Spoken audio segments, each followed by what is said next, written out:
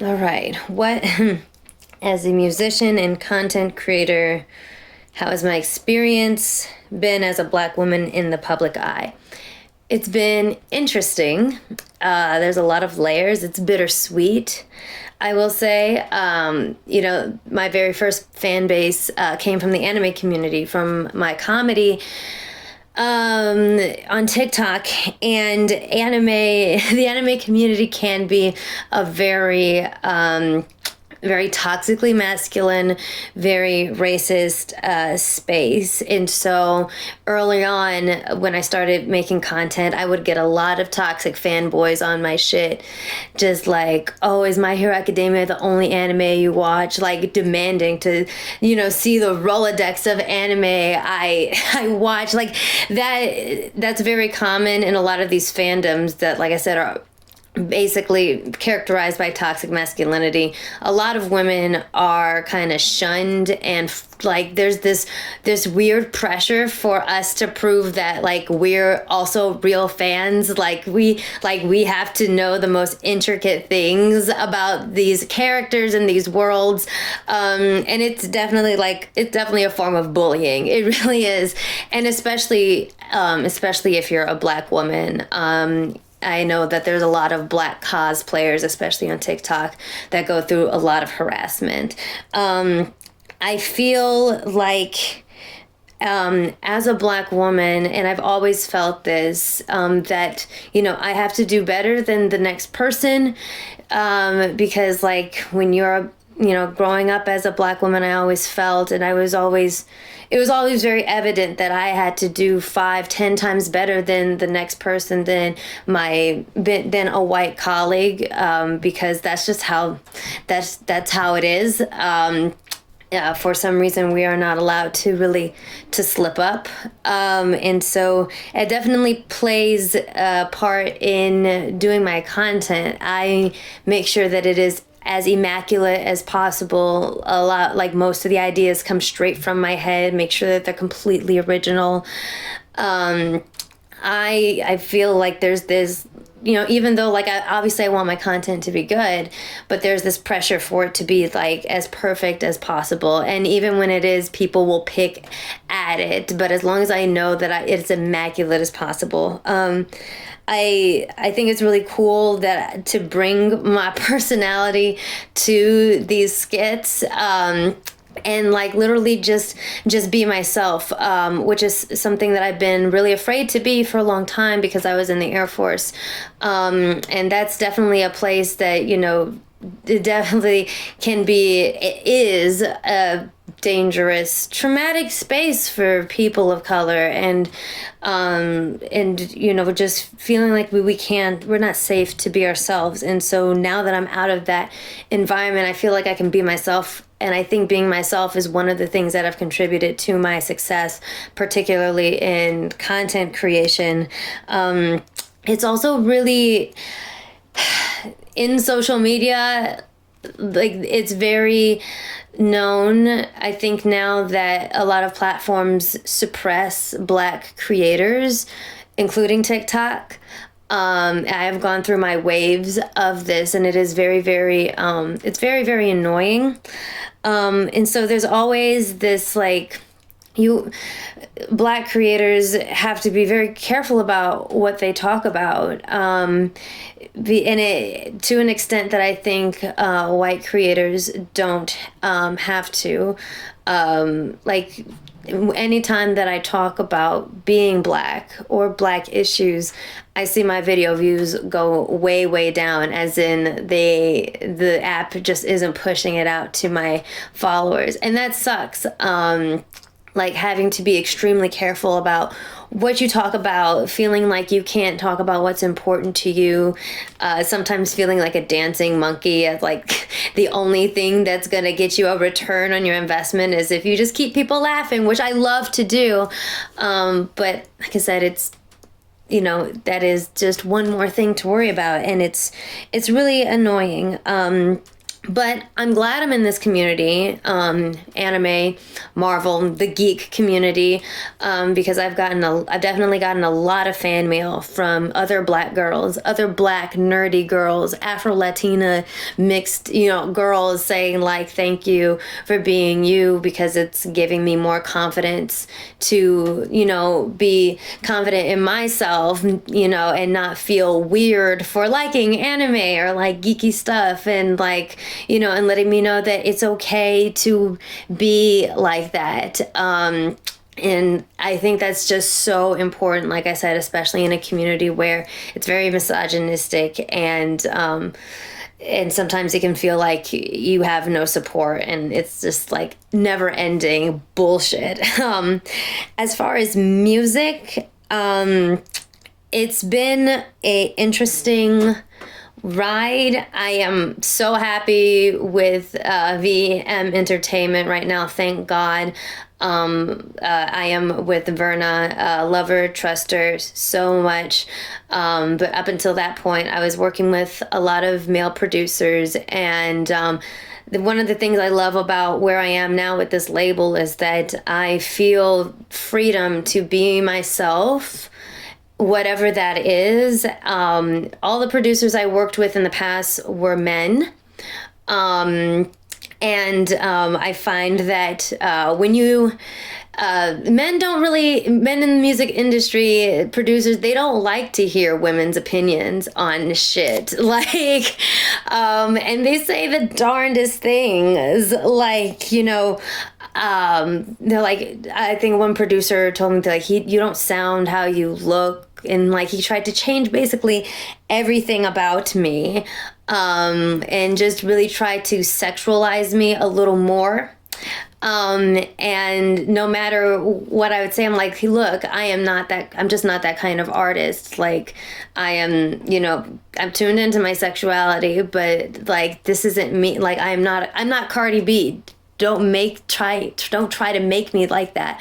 But I feel like there's this pressure, from, within the music industry, from men, black men included, for black women to be sexualized, that they have to be sexualized in order to be successful, or have to be extremely sexual. And it's not, and anyone should be able to express themselves in the way that they choose, like, but I feel like we're pigeonholed into this certain energy that we have to carry all the time. And I also found that men in the industry don't like it when you talk back to them. And it's like there's always this fear of like being the angry black girl. I've kind of let go of that lately because I've realized I've lived my entire life trying to make other people comfortable. I have definitely clapped back and had to talk back to some male producers, because they started treating me like I was some sort of child that needed to do what they said. It's like they forget that I'm a whole ass grown woman, and I've had to clap back at them and be like, you do not fucking talk to me like that. You don't treat me like that. And last time I checked, like, I'm not signed under you, you're not paying me. Like, you have to remind people, like, you really have to remind people that they have no ownership over you when you're a woman. And like I said, especially when you're a black woman, because for some reason, sometimes it feels like everybody feels like you owe them something, or like you owe them to make them feel comfortable, and they can treat you however. And every once in a while, it's necessary to raise your voice and let people know that that's not okay. In general, like, it's like I said, it's interesting for me, because coming up in the entertainment industry, I have always been told that I have the look by like producers and directors, and I never really knew what that meant when I was younger. But then I realized when I got older, it's stemming to my light skin and the fact that I'm mixed race. And I'm like, okay, so the look is basically black enough to be exotic and interesting, but not too black as to make white audiences uncomfortable. And that's something that that is always on my mind, you know, as I move forward in my career, and just how fucked up that is, and just what an icky privilege that is to have to reconcile with. And then also dealing with that, and then also, you know, going to auditions and stuff, and knowing that even still, like, very few people want to see the black girl as the lead. Very few want to see them as the princess or whatever. Like, I've found myself getting typecast into lots of, you know, very sexual roles. You know, they love to cast the black best friend, like things like that. It's just really, really, really annoying, you know. And so I think about that all the time, and I dream about the day that I will become successful enough so that I can have the resources and the money to lift up other black women, other creators, producers, dark-skinned black actresses. That is one of my biggest goals in life. And then lastly, one of the biggest foundations of my platform, I think, is mental health, because I'm a PTSD veteran, and in the black community, mental health is very much a taboo subject, and a lot of us grew up with parents saying that, like, therapy is for white people and for weak people, and if you know, or there's no such thing as anxiety and depression. And I grew up thinking that because I had a black parent who drilled that into me. I grew up thinking that, but it hits different when you actually have the disorder, which I was diagnosed with a few years back, and it stemmed from things that happened in my childhood, but also the Air Force. And I do my best to talk about it as much as possible, because, you know, black kids, especially in my generation, we're not kids. I'm like 28. We're not kids anymore, but I feel like we are. Like all over the world, like, or just all over the country, people in my generation, like black people in my generation, like, we've come up with those ideas, and it's just like one more thing that we have to keep cooped up inside of us. Like, we have this, there's this pressure to always be perfect, to not feel pain, both from within our community and outside, which is awful. It's this pressure to be strong all the time. The trope of being the strong black woman is very tiring. And I honestly am trying to fucking break it, because it's like, you know, we're strong. Yeah, like, you're strong all of your life, and then you die stressed. Like, I'm not here for that. I spent so much time being strong, especially on the outside, because that's what was expected of me as the black one, the exceptional Negro. And I'm not doing it anymore. I want to let people know. I want to let women like me know, like, it's okay if you have depression and anxiety. I have it too. It's okay. You're not any less of a person because you have anxiety attacks and panic attacks. I have them too. Like, I make sure to do a lot of things that are so taboo in the black community out in the open. I have straight up cried on a live stream. I have gone on a live stream right after a panic attack, looking raggedy as hell. But honestly, you know, not that I do that every time, but I'm just like, this is what it looks like. I'll get on a live stream and I'll say, like, hey, guys, I'm not fucking feeling it. Like, I just had a panic attack and I had to take 2 Xanax. And when I do my live streams in the morning, I take my medication in front of everybody in the live, because I want to normalize it, especially for people that look like me. I do it especially for the black women, just so they can know that, like, there is nothing wrong with you if you need extra help.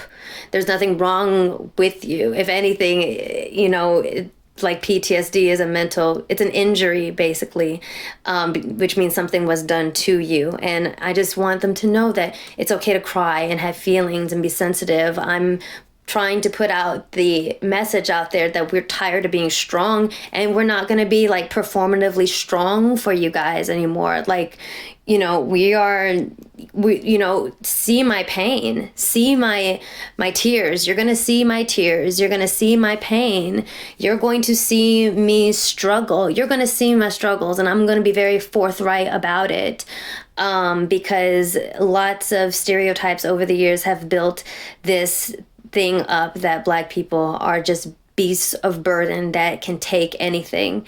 And honestly, I feel like by being forthright about this and bringing up things that are so taboo, it's like taking my humanity back, like snatching my humanity back as a Black woman. And that's one of the most important things to me. And that's why I continue to do the things that I do and talk about the things that I do very, very openly. And then, yeah, and then also letting people see, like, when I get harassed and everything on the internet. I play a lot of characters in my skits. I remember people started commenting like, "You can't play Pepper Potts. You're Black." Like, you get comments like that all the time, and it's rough because, like, sometimes they don't get to you. And then sometimes they really, really do, and it's like up or down. You never know what day it's gonna get you. It's very, very annoying. But I talk about it. And if I'm feeling some type of way about it, I will cry. I'll do, and I just want people to see that, like, hey, we're human, and you need to start treating us as such, not as these beasts of burden who can take anything. And Black women we've carried so much on our backs, our own health, our families, our communities, and we're expected to support, our Black men through everything. And a lot of us become healing centers for broken men and other broken people, care centers for our friends. And because it's been drilled into us that that's the only way that we can be useful. That's the only way that we're worth anything in this society. And I'm trying to flip it and basically say, like, no, you need to take care of yourself. And if that bothers anyone, fuck them, honestly. I think that it's just so important that we start valuing ourselves in that way. And so, yeah. It's been interesting.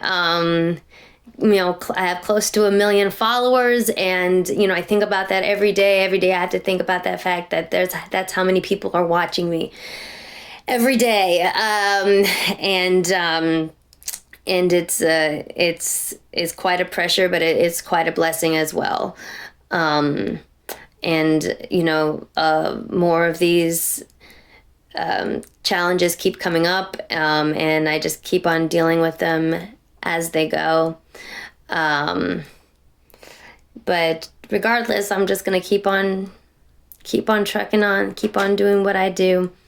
I have my missions to fulfill, and that's just what I'm gonna do. So, like, so far, that is how it's been for me, and it's been a ride.